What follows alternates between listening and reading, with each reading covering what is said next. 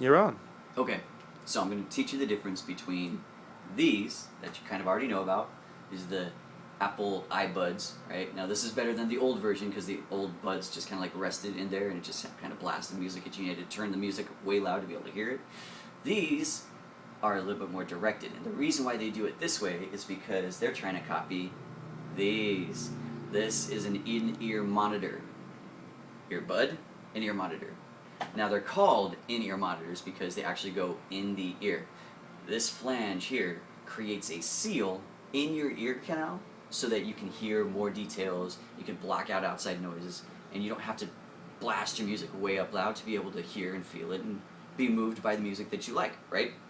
So this here is the Atrio M series or something like that, made by Future Sonics. As you can tell, it's meant to be used by with the phone, that kind of stuff, whether it's Android, whether it's iPhone, that kind of stuff.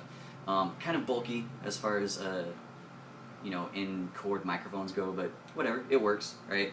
The cool thing about these is they're a dynamic driver, so it's just like the cone on a speaker that you've seen everywhere. It drives back and forth. It's a little bit bigger, so you have something bigger sticking out of your ear, but you're going to be able to feel more bass. You're going to be able to hear more bass, and this is definitely more fun for the hip hop, for the rock, that kind of stuff.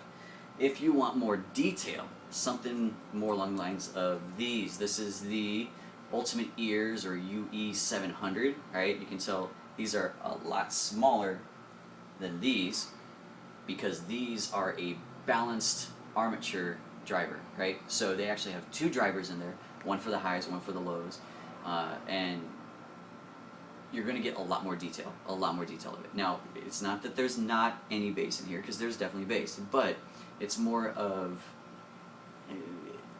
it's going to sound more like it's a mechanically produced sound as opposed to these with the dynamic driver.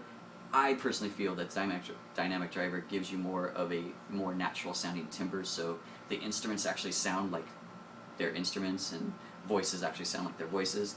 This, it's almost like the difference, for me, your mileage may vary,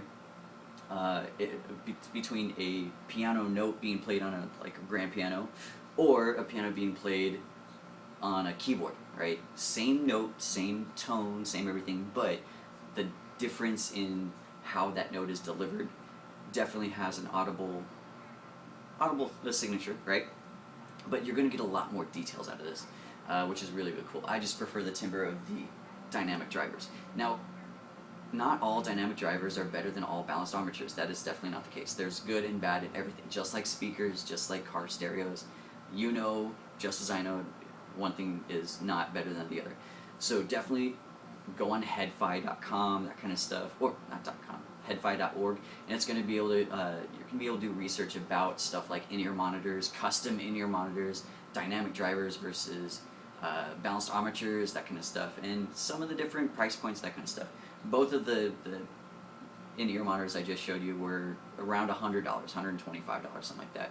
So that's the difference mainly between a earbud and an in-ear monitor. Earbud rests pretty much right in the outside of the ear, outside the ear, and it tries to direct music into your ear canal.